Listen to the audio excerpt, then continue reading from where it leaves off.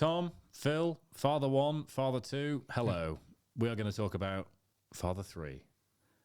Me, soon to be.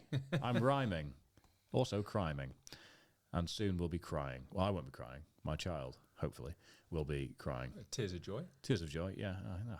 I never seem like a dick, Phil. God damn it. Yeah, I didn't even think of that. So, look, big change coming. You've both gone through that change. My life does revolve around training a little bit more than the average person. Very, very keen to preface that. But my working pattern is normally training around working hours. There will be opportunities during the day where filming and things like that means that training becomes a bit more of an event. So I don't need to condense it within a normal 9-to-5 structure. Key premise to kick things off with. But emotionally, psychologically, physically, structurally, those changes are coming one way or another. What do I need to know? What are the big things that surprised you, no matter how much you planned for it, when it came to training, eating, trying to maintain the habits that were good for you when the wee one arrived? Who wants to go first? I'll jump in. I think back to my little boy's 18 months now, and I think back to those first kind of 1 or 2 months where sleep deprivation was maybe at its peak, and you feel like, oh, I'm really in the pits of it now. My dad always used to have a quote that was, "This too shall pass."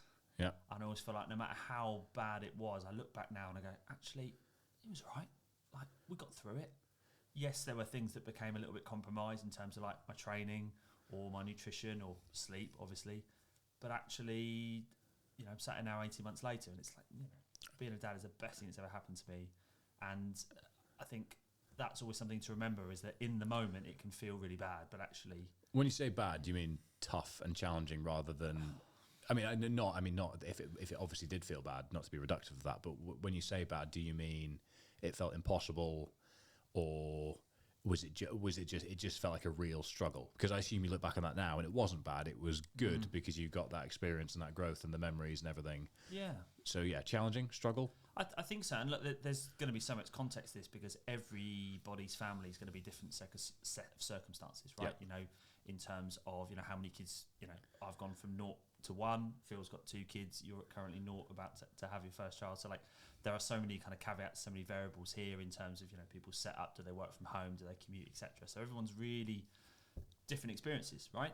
But I just found, for myself, particularly when actually returning to work after paternity leave, and it was like trying to then deal with like daily cognitive function and fit training in and be a dad and support my wife. And it was just like, in the moment, I was just like, this feels so overwhelming and I'm so not prepared for this. And is this what it's going to be like forever? You have this impending doom of like, I can't cope with this. But actually, things change, things get a little bit better. You improve, you learn on the job a little bit, and there's no rule book, there's no kind of blueprint, I think, for being a dad sometimes, and actually you figure it out along the way, and I think that's okay. I am trying to go into this with the mindset of ignorance is bliss as long as you're suitably informed.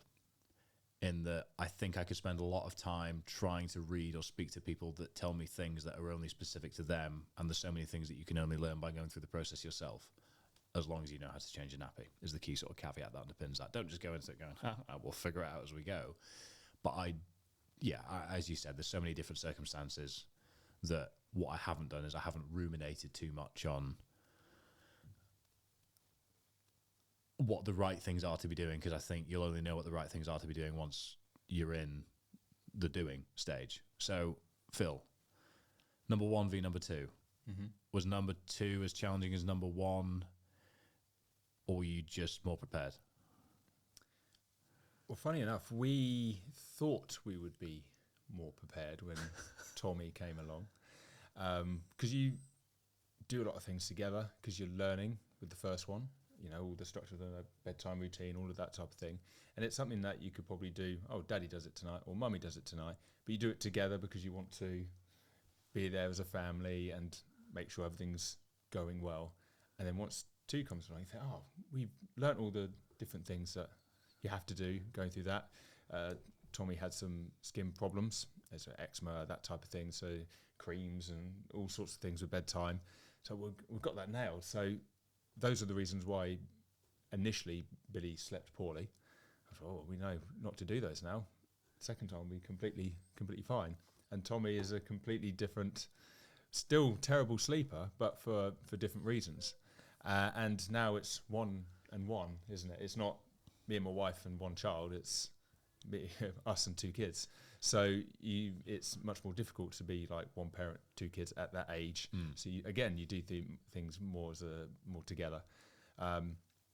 So there's probably an element of naivety before how your life changed when the first one comes along, and then the naivety is the same, just changed when the second one comes along, because you think, oh, we've done this before, it'll be easier, and then just a new set of problems come that you have to adjust to.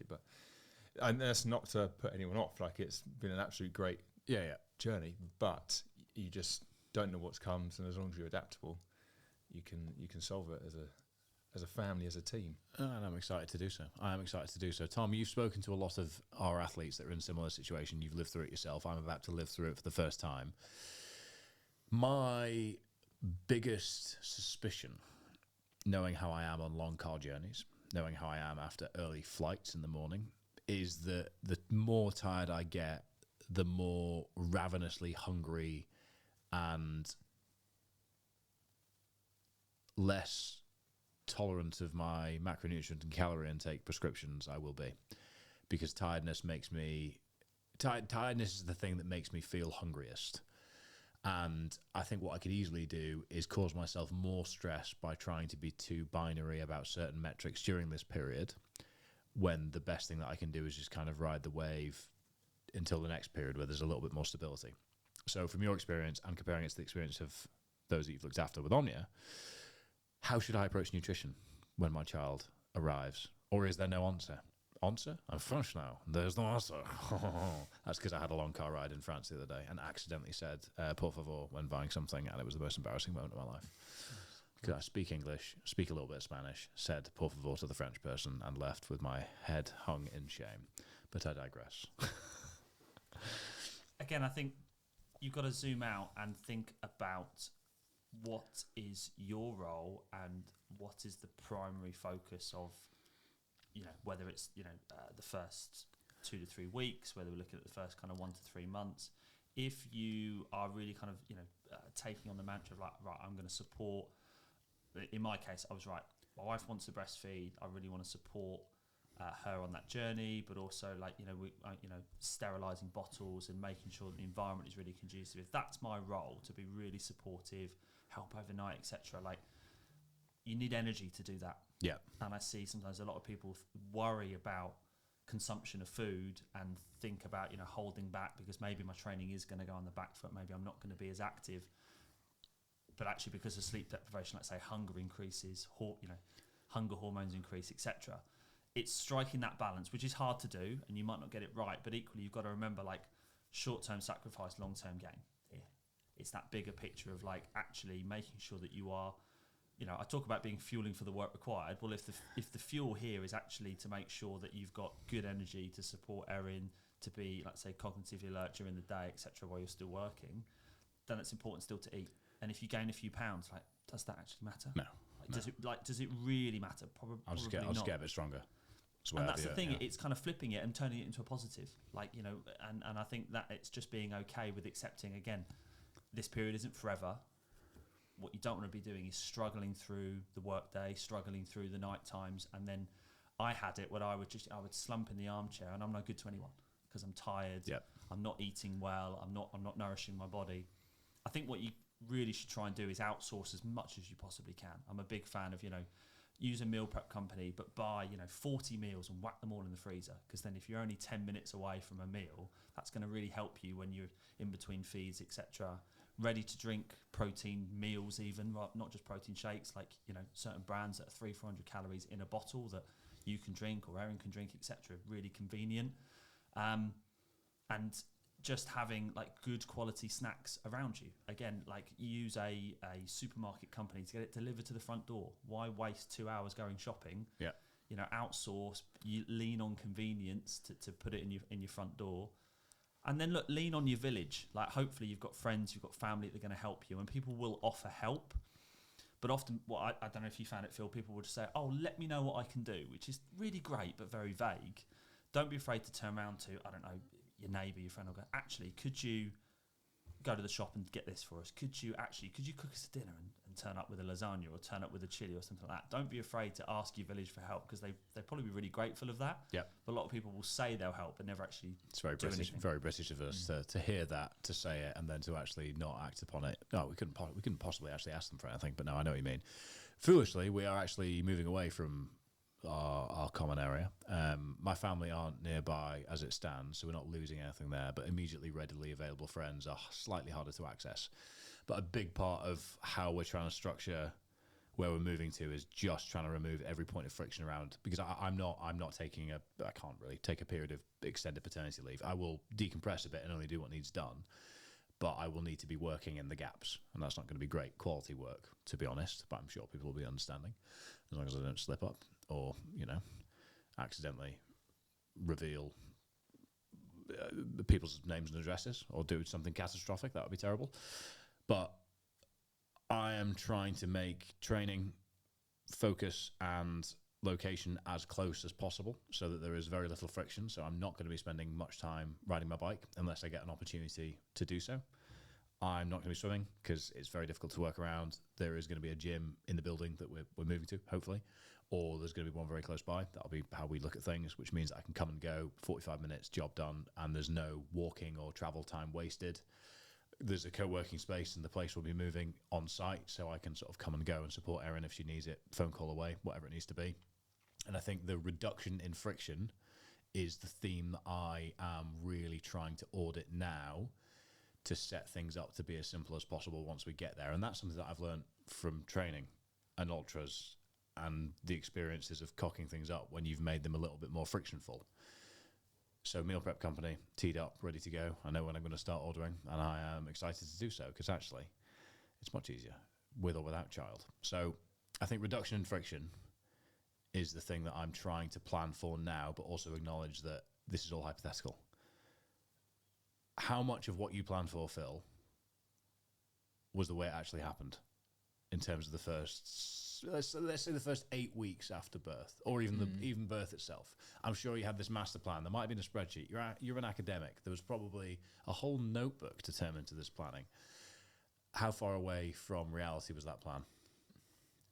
I don't think it was necessarily a plan, but I did have an expectation as to, I think it will go this way. Yeah. And it didn't really go that way at all, if I'm honest. You just change your way of life to accommodate. So I like to get up early and get things done, whether it be training or straight into work or train a bit later. My kids have always woken up between 4:30 and 5:30 every day. So then that completely goes. You just change and become adaptable, and you do whatever you can to try and remove anything that you feel is taking away energy from the key things of that day. For me, it's when you're tired, all of a sudden you reach for your phone, you've just scrolled Instagram for like 2 minutes, and you don't even remember what you've seen. And it's not because you want to go on it, it's just like a habit, for example. But those habits creep in when you're tired. Yeah. And they're more soothing when you're tired as well, because it's like a form. I'm going to relax. I saw you nodding, Tom. It's like a comatosing sort of thing, isn't it? Yeah. Where it's like ironically, it's like a pacifier. And then I just to jump in there, I then think we're trying to be really conscious in terms of then even just using tech in front of our A lot of people I'm speaking to are the same. Really quickly. We've put a little in tray, let's call it, at a certain point in our house, and we're almost trying to have our phones like landlines. So literally, like airport security. If you put your phone in the tray, and if it rings or you can pick it up and look at it, but then you leave it there. You don't actually, like say, do you need that 5-10 minutes scrolling Instagram? No, it's probably not important. No. What is important is being present at home and, like say, being supportive. Or actually, if you are getting a bit of time kid free and you're gonna take the stress off, like do something for you. Whether it is like get outside, fresh air, make a hot cup of tea and coffee or something like that, right? Yeah. Actually do something that is far more beneficial, that use of that window. I'm conscious even now that my relationship with my phone is much worse than it used to be. And I think that's just because, one, I'm more dependent on it, but two, there's more work that I can do now versus how my workload's evolved over the years that I can actually just do from my phone. Like a lot more of my work is just done by communicating on WhatsApp, which means that inevitably it's in my hand more. But a child's not going to know that I'm working. They're just going to know that I'm on a screen and not with them. They will see it. That's taking your attention away from them. Yeah.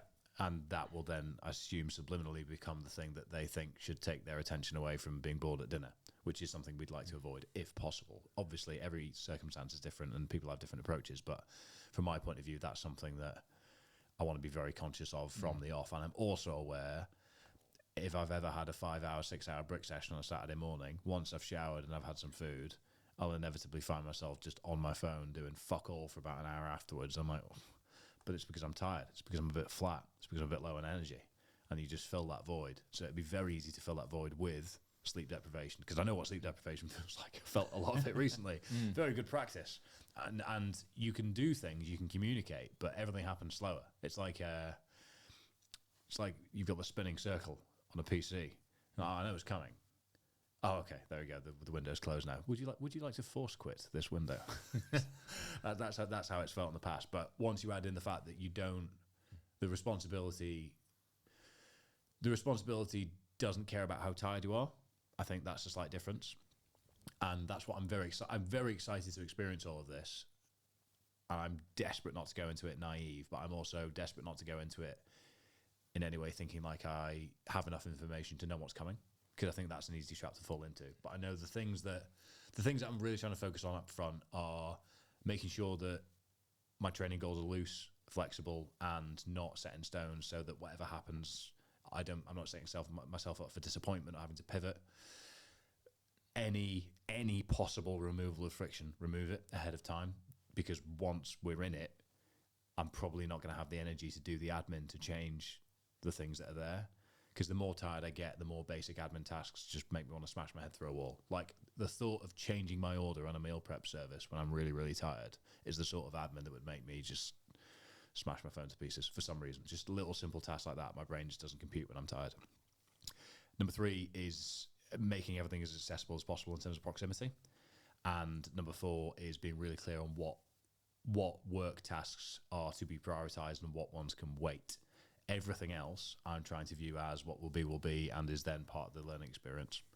And I look forward to getting things wrong, hopefully not catastrophically wrong, because there's obviously the stakes are quite high. But I think expectation versus reality for you, Tom. How was it?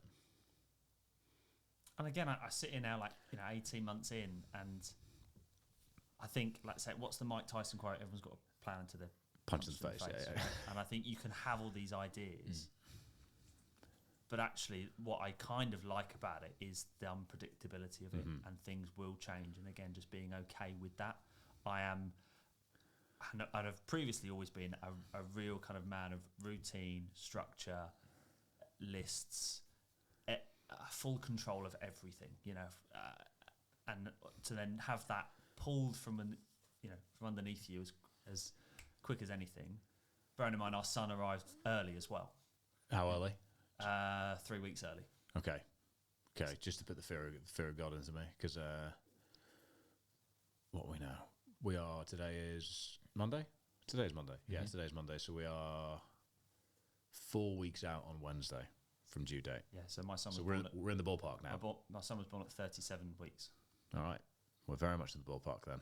So we had all these, and in terms of that kind of nesting period that a lot of people talk about, your wife going through beforehand, she then had that nesting period after my son was born. So again, this kind of, she was like a different person. I was a different person. We've got a new person in the house. The cat's wondering what the heck's going on.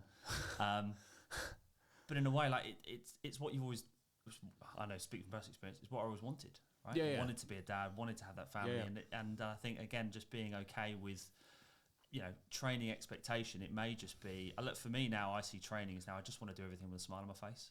I still want to be able to do races and events and try and push myself, but actually I just want to enjoy it. I don't necessarily want to be beaten up by chasing a training goal.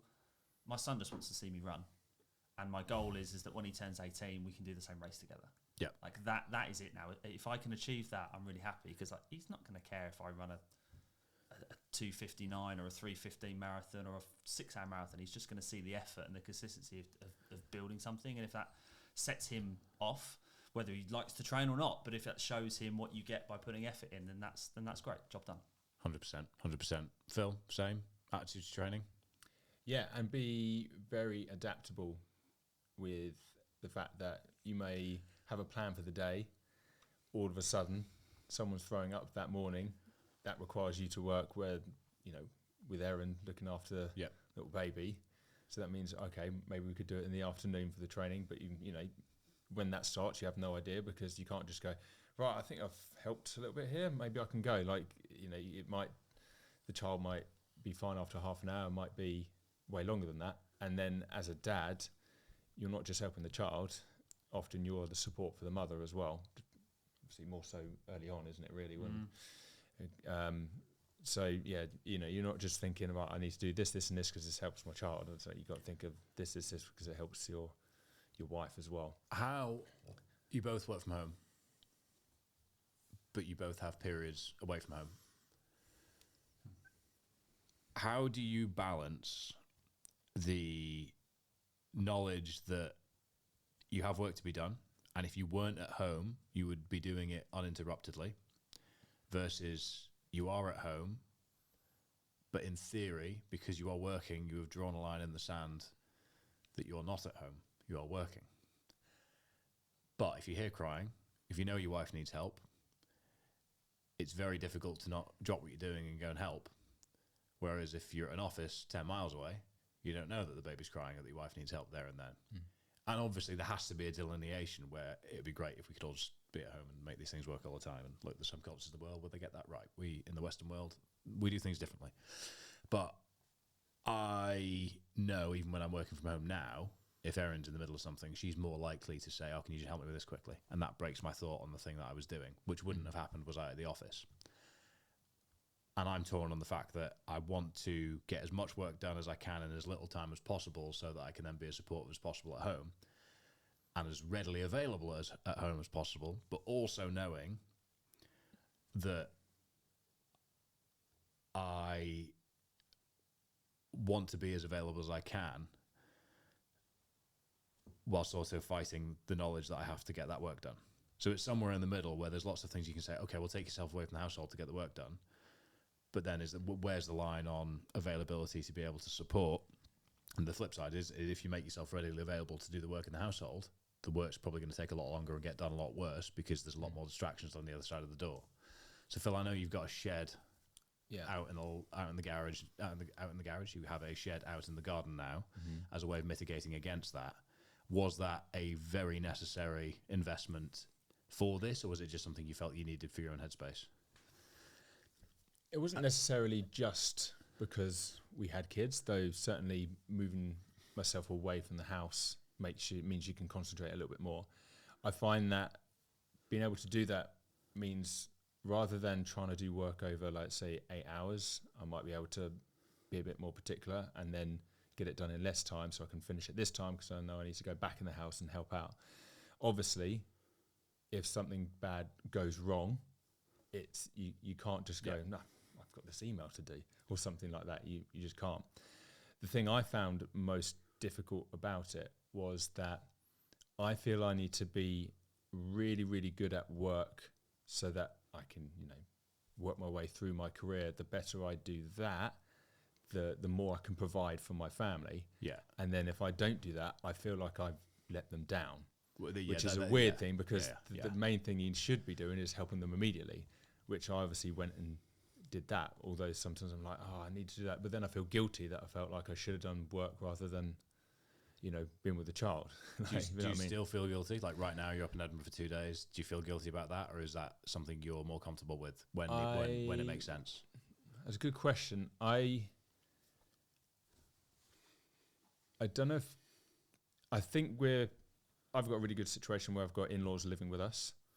We're in a position where there's a lot of support there. So I don't feel guilty. However, like it's difficult being away. Yeah. Really difficult. And is that guilt or is that just love for the kids and family? I miss them immeasurably. Yeah.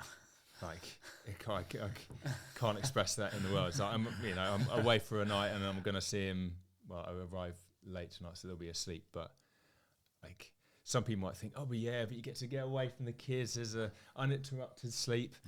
No, I will automatically wake up at 4 because I've just been conditioned to do that recently. And sometimes I'll have the baby monitor on because I want to know that they're okay, which is a stupid idea because if they cry, I can't help at all because I'm in a different country. But you still just want to know because you feel like you're helping, even though you're not there. So it's a tricky one. You're battling between guilt and letting people down, but at the same time, like. But I guess a lot of it is irrational and emotionally driven as well. Yeah. Which then means if you spend time thinking on it, you feed the irrationality and all these things where, again, my brain now is like, oh, we'll just think about it logically, which obviously is not the case. But I think that is something that Erin and I have spoken about where a lot of network and content and sort of development at my end comes from travel. And I already don't like being away from Erin the dogs for any periods of time that no longer serve the commercial purpose. So whilst I've had the odd days in the States here or there that have maybe been a bit of a loose end, and I am not there doing things on those days that were the reason I was there in the first place. I still work, but I could be at home doing that work. I think that's where I don't get frustrated, but I get aware that I'd rather just be home now. Because I've done what I came here to do. I've enjoyed that process, great, but I've boxed it off. And that's not going to change. That's still going to be a part of the next few years, for sure. And I'm already like, I hope that doesn't start to feel like something that I really don't like doing, because it is a big part of, quote unquote, the job. So I've tried to preemptively have that discussion with Erin on, I know that if I'm away, I want to make sure that in my head, I'm not one foot in the door, 1 foot out, because then you're just doing two things badly. So I'm trying to preemptively think about how am I going to be good and how am I going to consciously learn as quickly as I can to be fully present when there, but also fully present in the work being done away from the family to get it done as effectively as possible, because you could quite easily find yourself in this middle ground where you're doing the work badly and therefore actually ironically extending the time that you're away from the family from, which is not unique to a family situation. It's like, again, if you spread your resources across multiple things, sometimes it'll kind of be, you'd be better just allocating them all to one. That's just a basic principle. So I'm conscious of that. But for both of you, you're both nodding in agreement furiously at the fact that I guess there is always every night away from children is measured against the cost of is it the emotion? Well, this is a question I hadn't even thought of this. Is the cost the emotional challenge that you yourself experience, i.e. the guilt and the fact that you miss your kids and your wife? Or is it the fact that it disrupts things at home? Like what is making you more apprehensive? Do you know what I mean? Does that make sense as a question? Yeah, it does. I mean, let's look at this situation now. I've left home 5 a.m. Monday morning, so put my son down last night. I won't get home until late Wednesday night, so I'm not going to see him until Thursday morning. It's the longest amount of time I've not seen him. Is it? Yeah. Wow. Well, thank you for being here, Tom, of course. But also, I think on the flip side of this, maybe not so much in those really early weeks, but in those first handful of months, maybe flip it round. If Erin was the one travelling, if Erin was the one working, I know she's back to work quite early, but sometimes as I think you've got to learn to single parent. And I'm not saying walk out the door and disregard her. Yeah. But vice versa, there will be times where you will be on your own with that baby. You'll just find your way. You might do it a bit differently. You might have a slightly different routine to how Erin does it. You'll be singing off the same hymn sheet, right? But you kind of learn on the job. So I think I tried sometimes to do too much in the early stages. I tried to set everything up. I'd bring the car seat in, fold it back, lay all the clothes out, do all this kind of stuff, which I thought was helping by reducing friction. But actually my wife was like, I could do it. I put the baby in, and I would 100% best recommendation we ever got was like, sling that baby, keep that baby on you, that contact. They love that. They love being on you, and then your hands free. You can do stuff rather than trying to keep putting the baby down. And then like, just put them on you. The minute I realised I could hoover and make coffee and do jobs and make dinner with a baby slung on me, it was just like, this is great. I can still do the things I want to do and help. So when could you start deadlifting with the baby sling? But then obviously I think it's about 6 months. You can then get a it's the next ability, isn't it? That's the key. Get a buggy and go out. I've started doing park run recently with my son and things like that, where you can PB park run. What's PB with Sun Park Run? 22 nice, something. Nice. Just zooming around. There are some whippets out there, though. Yeah, I have seen some absolute animals. 15-minute park runs with a buggy, and I'm like, wow. But my point here is that not just saying walk out the door and leave. Kid with G-force. is not just book a 3-week work trip to the States because you fancy it, but actually like there will be points where look, it's all part of our lives, right? Travel is part of it. If you don't want to do it, then you get a job where you're at home all the time. And I also think it could always be worse. I've got friends in the military. I've got friends who are police officers, shift work, where they sometimes go like, they might go 3-4 days every week not seeing their kids. So I actually go, if I do travel every 2 or 3 months, it's not that bad. And equally, like say my wife becomes a better mum when I'm not actually doing everything for her as well. So I think it's finding that balance. You'll find your own balance. You'll make mistakes. You'll get it wrong. There will be moments where Erin wants your help and you can't help. But sometimes it's a barrier of like, if my door is shut, my door's shut.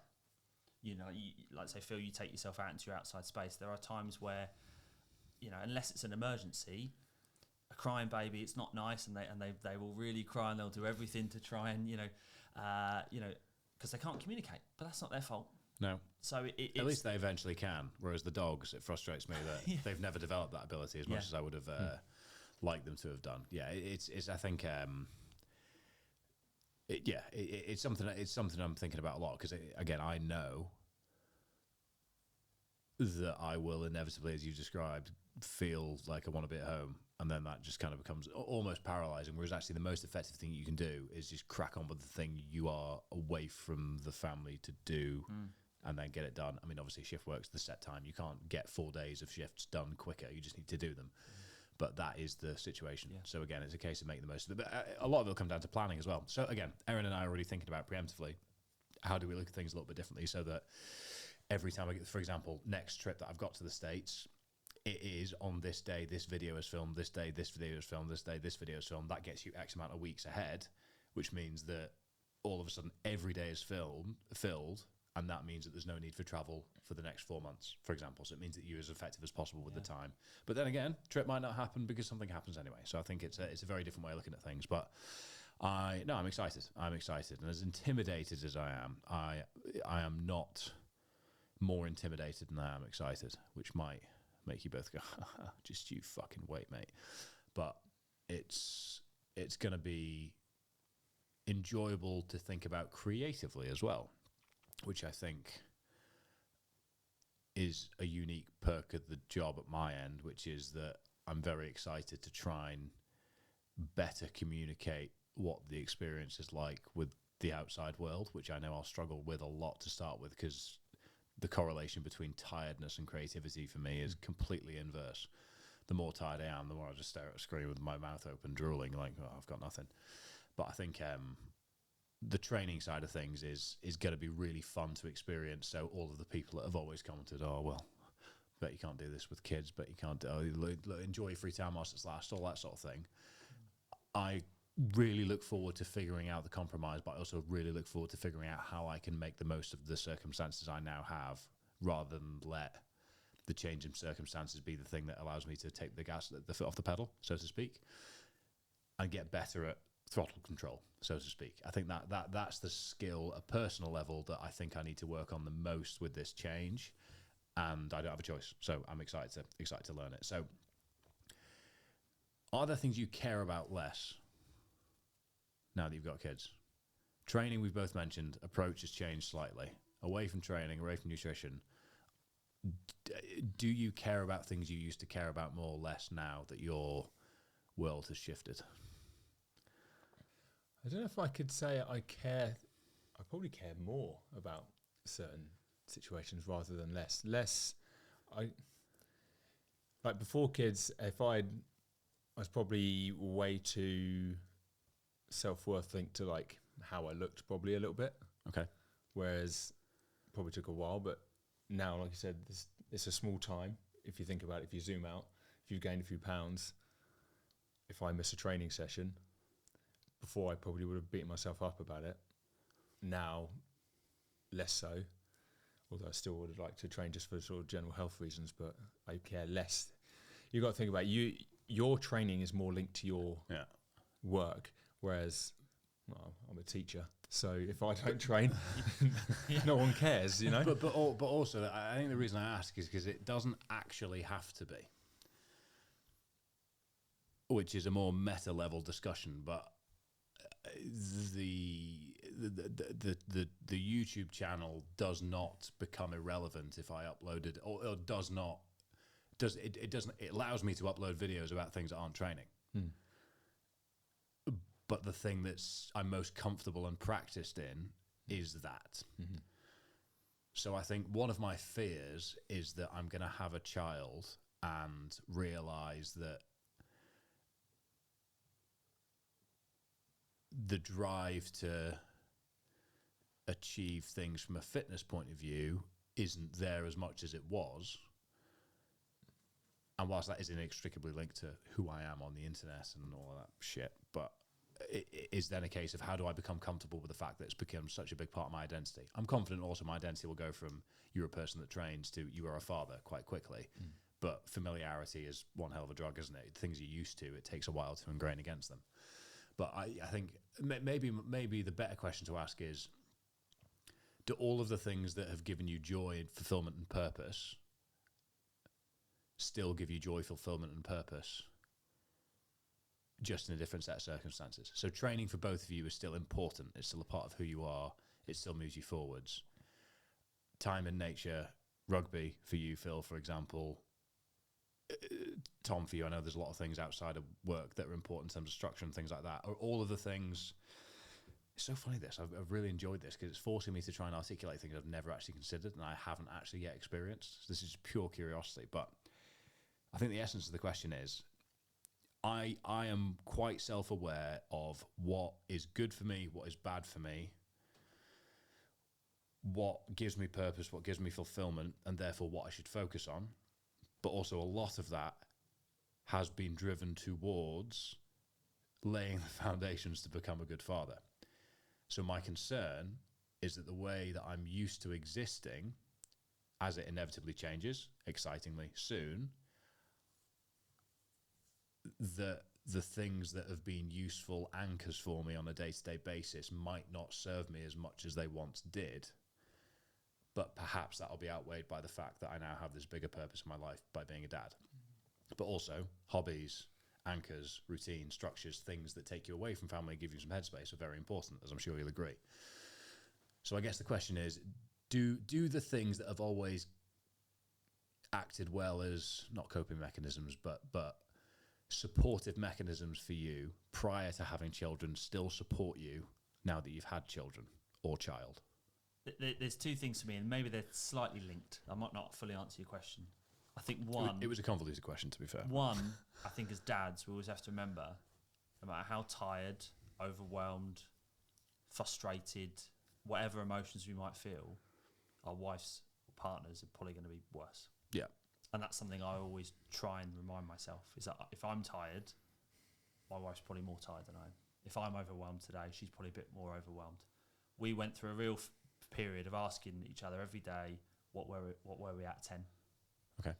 If I was a 6 and she was a 3, I'm like, okay, well, what you need that. You need a lift today, you need support today. What can I do for you? What do you need? Do you just need a hot cup of tea? Do you need a shower? Do you need 20 minutes more here? Do you need, what do you need? Do you need whatever it is? And there might be days we're both 8 out of 10. There might be days we're both 3 out of 10. It's, we just got to hold each other's hand and just get through the day. But I think communication is just, and I think we're all three of us are all good communicators with our partners anyway, particularly, and I think anybody who's got some sort of fitness goal hopefully does some form of communication. Yeah, but by necessity, I'd hope, yeah. But I still think my wife would know that actually if I can give Tom an hour to go train, if that's part of his kind of like what I almost call it like your dad hours, you know, either side of work or whatever, but actually the other hours of the day, he's going to be in a really good mood. He's going to be really switched on. He's going to be really present. He's going to be more help to me by me actually kicking him out the door for an hour. Then I think that's a kind of win-win. And I think for training goals and things like that, again, we went to the point, maybe a bit extreme, but I would put my training sessions in our shared family calendar. No, that makes sense. But just even to identify, right, well, these are the key ones. Particularly when I was training for a marathon, I'm like, look, this is my long run on Saturday. This is how long it's going to take. So my wife would know, okay, he's going to be out the door. He's going to be gone for 2.5 hours, but then he's back. And so if she's having a bit of a bad time or the lad's been up overnight, it's okay, because then actually I'm going to turn up and be, cool, I'm now dad hours again till Monday morning. Whatever you need, I'm here, because you've given me that 2 hours. The next 48, the next 46 hours, I'm as present as you need to be. That's how I see it. If my wife can give me 2 hours to train, I can give her 46 hours to be a dad. Yeah, fantastic. I think you hit on something there that's actually helped me clarify my own questioning a little bit, which is that I think what I'm trying to describe poorly is my fear of supporting myself to be the best husband and father possible without becoming selfish. Because you can't just go, oh, well, I'm a dad now, forget about everything that makes me who I am and gives me happiness and joy in and of itself. Yeah. Because then you'll be a bad version of yourself and you won't be the best father, you won't be the best husband. So I think, well, look, the answer is I'll have to figure it out for myself at the end of the day. But I'm just very conscious of exactly what you just described, which is making sure that I prioritize. There are default settings on how I prioritize because I've been existing this way for a certain amount of time. And my concern, I guess, is that those default settings will inadvertently put me in a situation where I'm being selfish. And I don't want that to be the case. But riding the wave of going against the grain of those default settings is, I guess, the unique and wonderful experience I'm about to go through. So there's no answer to that question. Fucking stupid question, Fergus. Figure it out for yourself, bud. But no, I think I've enjoyed this. I've very much enjoyed this. And there's lots more that we could discuss. And I would love a conversation, Tom, on risk of reds, food, sleep deprivation, training volume around becoming, I mean, I guess, look, for the first 12 to 18 months, it's all relevant information. That'll be a separate discussion. But Phil, final thoughts. You still play rugby, foolishly, don't you? Foolishly. Okay. Yeah, I want to get that in there. You think it's a bad idea? I do think it's a bad idea. I think rugby, if you're not a professional past the age of 21, is diminishing returns, but that's a whole separate conversation. You need a clip of the podcast we last did where you asked me, are you concussed? And I said, no, I don't think so. That was a Thursday, and I was passing out in the waiting room in the hospital on the Saturday. I think we do, yes. Let's end clip. How much more fulfilling is being on a rugby pitch now, seeing your kids on the sideline, than it was before?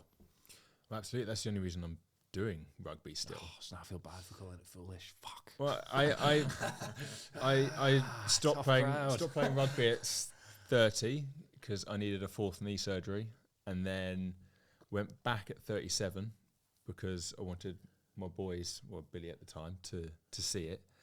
And the aim was to play rugby until Billy was old enough to start minis, which was under fives. They're called Little Dolphins. And then I would be, there's always a dad coach with each, and you work your way through. So I would get them interested in the sport by playing so they could see.